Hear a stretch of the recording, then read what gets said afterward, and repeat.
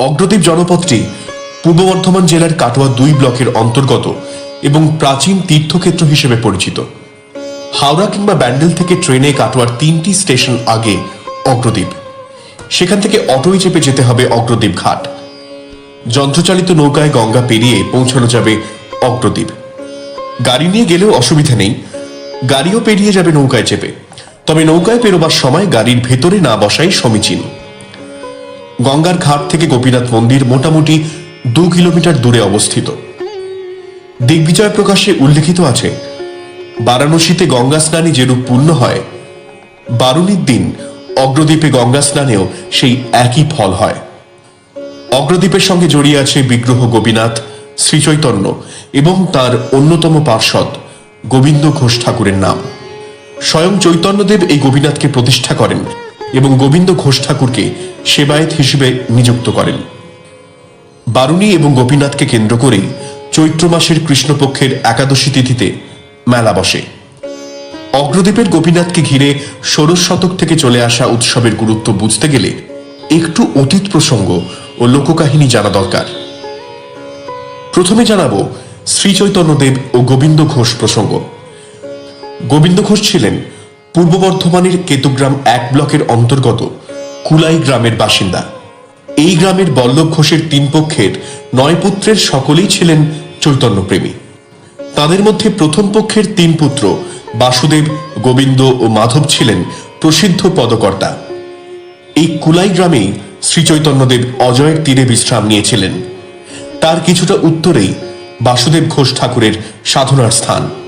এক নিম গাছের নিচে তিনি সাধনা করতেন। পরবর্তীকালে সেই নিম গাছ দিয়েই মহাপ্রভুর মূর্তি তৈরি হয়। সেই মূর্তি কাটোয়ায় বা মতান্তরে শ্রীখণ্ডে অবস্থান করেন। স্ত্রীর অকাল প্রয়াণের পর গোবিন্দ ঘোষ মানসিক বৈরাগ্যের কারণে সংসার ত্যাগী হন এবং তীর্থক্ষেত্র অগ্রদ্বীপে আশ্রয় গ্রহণ করেন। সে সময় চৈতন্যদেব শতাধিক নীলাচলবাসী ভক্তের সঙ্গে গৌর অভিমুখে যাত্রা করছিলেন। উদ্দেশ্য ছিল সংসার ত্যাগের পর জন্মভূমি এবং মায়ের সঙ্গে দেখা করা। সন্ন্যাস নেবার পর এটাই নিয়ম। মায়ের সঙ্গে দেখা করে ফিরতি পথে অগ্রদ্বীপের গঙ্গা তীরে আসেন। সেখানেই স্নানরত অবস্থায় সপার্ষদ চৈতন্যদেবের দেখা পান গোবিন্দ ঘোষ। চৈতন্যদেবের কাছে সকাতর আবেদন জানান যে তিনি সংসার ত্যাগী এবং তিনি তাঁরই ভজনা করেন। তাঁর চরণে স্থান পেলে তিনি ধন্য হবেন। শ্রী চৈতন্যদেব নানাভাবে সংসারের কর্তব্য, প্রলোভন ইত্যাদি দেখিয়ে গোবিন্দকে সংসারের প্রতি আকৃষ্ট হতে বলেন। কিন্তু গোবিন্দ তাঁর সিদ্ধান্তে অনড় থাকেন। তিনি জানান, সংসার, পরিজন, ধন, মান সব ত্যাগ করেছেন, আর ওই আবর্তে ফিরে যেতে চান না। তিনি শ্রীচৈতন্যের পা জড়িয়ে ধরেন। অবশেষে তাঁর কাতর আবেদনে সাড়া দেন চৈতন্যদেব। গোবিন্দ ঘোষ চৈতন্যদেব সহ তাঁর অনুগামীদের সান্নিধ্য লাভ করেন। একদিন ভোজন শেষে মুখশুদ্ধির খোঁজ করেন চৈতন্যদেব। গোবিন্দ ঘোষ তাঁর সঙ্গে রাখা হরিতকি গ্রহণ করার জন্য প্রভুর কাছে প্রার্থনা করেন। তাৎক্ষণিকভাবে শ্রী চৈতন্যদেব জিজ্ঞাসা করেন, বলার সঙ্গে সঙ্গে মুখশুদ্ধি পেলে কিভাবে? গোবিন্দ ঘোষ জানান, মুখশুদ্ধি তার সঙ্গেই ছিল। চৈতন্যদেব কিঞ্চিত হেসে বলেন, গোবিন্দ, তোমার ভক্তির সামগ্রী আমি সানন্দে গ্রহণ করলাম, কিন্তু তুমি আজ থেকে আমার সঙ্গ লাভের যোগ্যতা হারালে। তোমার বিষয় বাসনা এখনো দূর হয়নি, তুমি আমাদের সঙ্গ পরিত্যাগ করো। তোমার বিষয় বাসনা দূর হলে সঙ্গ পাবে, তার আগে পর্যন্ত তুমি অগ্রদ্বীপেই থাকো। তাকে এমন শাস্তি না দেবার কাতর অনুরোধ জানান গোবিন্দ ঘোষ। অনেক কাকুতি মিনতিতেও টলানো যায়নি চৈতন্যদেবকে। তিনি গোবিন্দকে অগ্রদ্বীপেই থেকে যেতে বলেন। অবশ্য গোবিন্দ নির্দিষ্ট সময়ে তার সাক্ষাৎ পাবে এই কথা বলেন চৈতন্যদেব। একই সঙ্গে সময় হলে তিনি গোবিন্দকে দিয়ে ঠিক কাজটি করাবেন এই আশ্বাস দিয়ে যান। সেই মতো গোবিন্দ ঘোষ চৈতন্য ভক্ত হয়ে অগ্রদ্বীপেই থেকে যান। গোবিন্দ ঘোষ যেভাবে পেয়েছিলেন গোপীনাথকে, অগ্রদ্বীপে প্রতিদিন ভোরে গোবিন্দ গঙ্গা স্নানে যেতেন। একদিন স্নানের সময় পোড়া কাঠের মতো কোনো বস্তুর বারবার আঘাত পাচ্ছিলেন তিনি। সেটিকে তিনি তুলে পাশে রেখে চলে আসেন। কিন্তু সেই রাত্রেই তিনি স্বপ্নাদিষ্ট হন। স্বয়ং বিষ্ণু যেন তাকে বলছেন, গোবিন্দ, যেটিকে তুমি পোড়া কাঠ ভেবে তুলে রেখেছ সেটি আসলে একটি প্রস্তর খণ্ড। সেটিকে কুটিরে তুলে নিয়ে এসে যত্ন করে রেখো। মহাপ্রভু তোমার কাছে আসছেন, তাকে সেটি দেখিও। সেই মতো সেই রাতেই তিনি প্রস্তর খণ্ডটিকে তুলে নিয়ে কুটিরে আসেন। পরদিন নিয়ম মতো ভিক্ষাপাত্র নিয়ে বেরিয়ে পড়েন। ফিরে এসে দেখেন কুটির দ্বারে স্বয়ং চৈতন্যদেব। বিশ্রামের পর গোবিন্দ কথোপকথনের সময় তাকে প্রস্তরখণ্ড পাবার ঘটনা সবিস্তারে বলেন। শ্রী চৈতন্যদেব বলেন, তুমি যথার্থ জিনিসই পেয়েছ গোবিন্দ, তা দিয়ে গোপীনাথের মূর্তি তৈরি করে তার সেবা করো। পরদিনই এক অজ্ঞাত পরিচয় ভাস্কর হাজির হন সেখানে। চৈতন্যদেব প্রস্তরটি খোদাই করে গোপীনাথ মূর্তি তৈরি করে দেবার কথা বলেন ভাস্করকে। গঙ্গার ঘাট থেকে আনা প্রস্তর খণ্ড খোদাই করে অসাধারণ গোপীনাথ মূর্তি তৈরি করে দেন সেই ভাস্কর।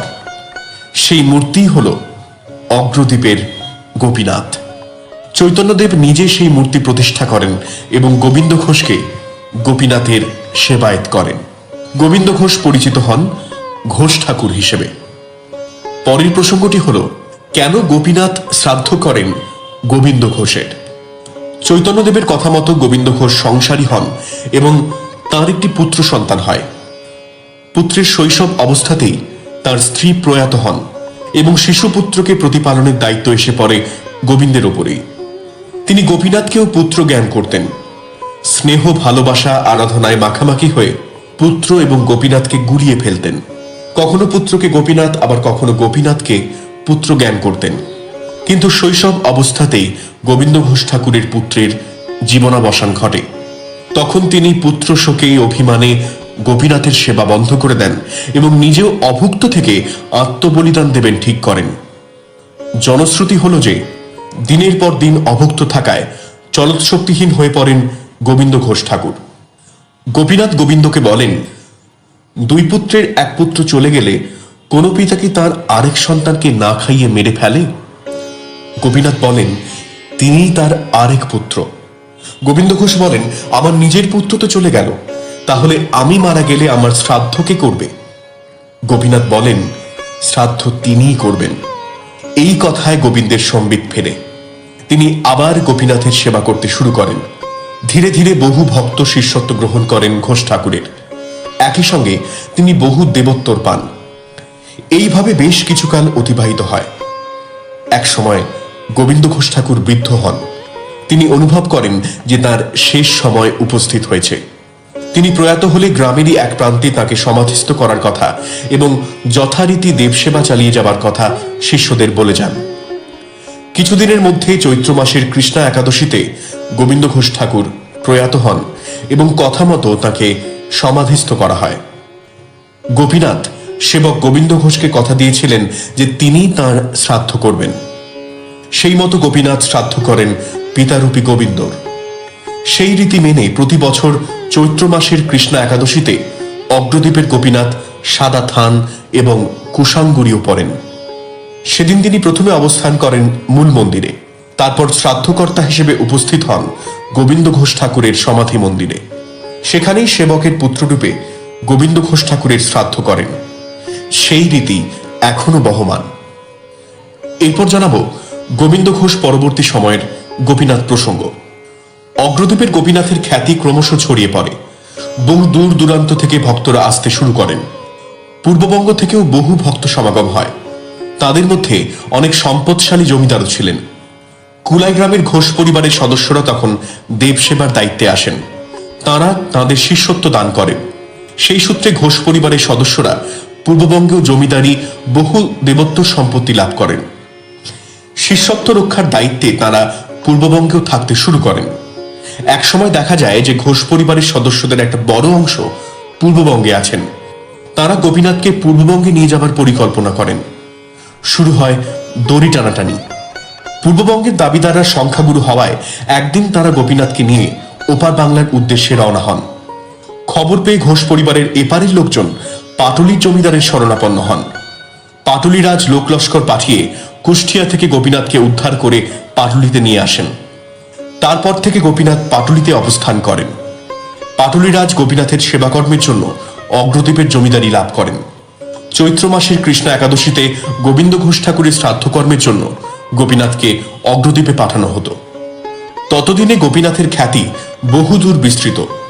ঘোষ ঠাকুরের শ্রাদ্ধ ও বারুণীকে কেন্দ্র করে গঙ্গা স্নান আর মেলাকে কেন্দ্র করে বহু মানুষের সমাগম হতো। একবার মেলায় কিছু মানুষের মৃত্যু ঘটে। খবর পৌঁছায় মুর্শিদাবাদের নবাব দরবারে। তিনি পাটুলির জমিদারকে কারণ দর্শানোর জন্য ডেকে পাঠান। নবাব দরবারে পাটুলিরাজের যে উকিল ছিলেন তিনি বুঝতে পারেন যে তার জমিদারের সমূহ বিপদ উপস্থিত। তিনি কারণ না দর্শিয়ে নীরব থাকেন। তখন নদিয়ারাজের উকিল বলেন, ওখানে লক্ষ মানুষের সমাগম হয়, কিছু মানুষ মারা যাওয়া খুব আশ্চর্যের নয়, তবে প্রয়োজনীয় ব্যবস্থা নিলে তা এড়ানো যেত। আমার প্রভু দায়িত্ব পেলে তা যথাযথভাবে পালন করবেন। আশ্বস্ত হয়ে নবাব অগ্রদ্বীপের জমিদারি পাটুলিরাজের কাছ থেকে কেড়ে নিয়ে নদিয়া রাজের হাতে সমর্পণ করেন। একই সঙ্গে দেবসেবারও দায়িত্ব দেন। নদিয়ারাজ গোবিন্দ ঘোষ ঠাকুরের সমাধির দক্ষিণ দিকে কিছুটা দূরে একটি মন্দির স্থাপন করে দেন। অগ্রদ্বীপের বর্তমান গোপীনাথ কি আসল গোপীনাথ? অগ্রদ্বীপের গোপীনাথ আসল গোপীনাথ কিনা সেই নিয়ে একটি বিতর্ক চালু আছে। প্রচলিত কাহিনীটি হল, শোভাবাজারের মহারাজা নবকৃষ্ণ তার মাতৃশ্রাদ্ধ উপলক্ষে রাঢ়বঙ্গের সমস্ত গোপীনাথদের রাজবাড়িতে সমাবেশের ব্যবস্থা করেন ও সেবার ব্যবস্থা করেন। অগ্রদ্বীপের গোপীনাথকে দেখে তিনি মুগ্ধ হয়ে যান। শ্রাদ্ধকর্ম মিটলে একে একে সমস্ত গোপীনাথকে যথাস্থানে পাঠানোর ব্যবস্থা করলেও আটকে রাখেন অগ্রদ্বীপের গোপীনাথকে। শোনা যায় কিছুদিন পরে গোপীনাথকে ফেরত দেন ঠিকই, কিন্তু তা ছিল গোপীনাথের প্রতিরূপ বা রেপ্লিকা। এই মূর্তি নিয়ে রাজা নবকৃষ্ণের সঙ্গে নদিয়া রাজের বিবাদ উপস্থিত হয়। অন্য কাহিনীও প্রচলিত আছে।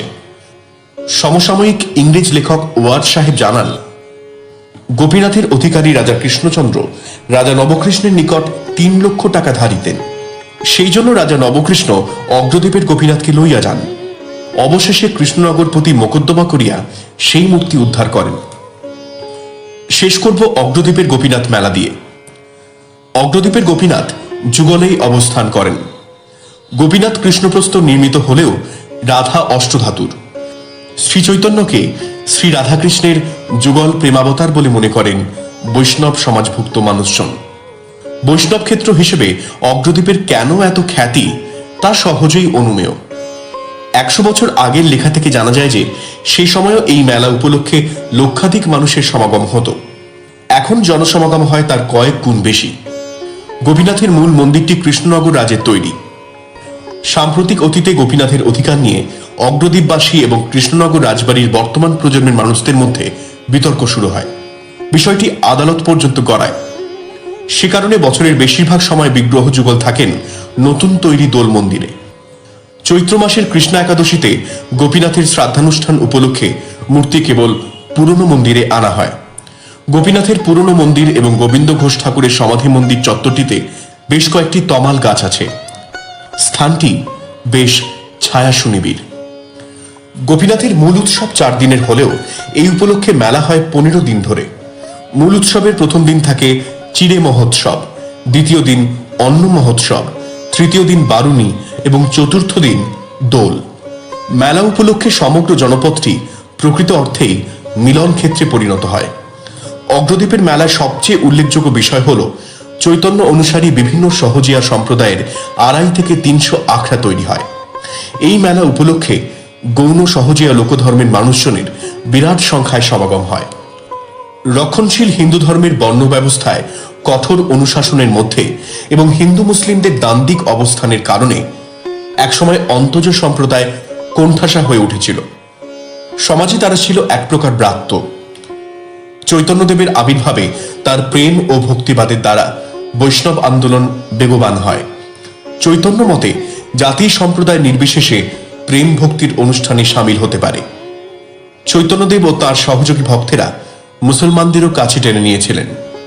স্বয়ং চৈতন্যদেব 5 জন পাঠানকে মন্ত্র দিয়ে বৈষ্ণব করেছিলেন। কিন্তু তার অন্তর্ধানের পর আন্দোলনের রাশ চলে যায় ক্ষমতাবান বৈষ্ণবদের হাতে। এই প্রেক্ষিতে জন্ম হয় লোকধর্মের।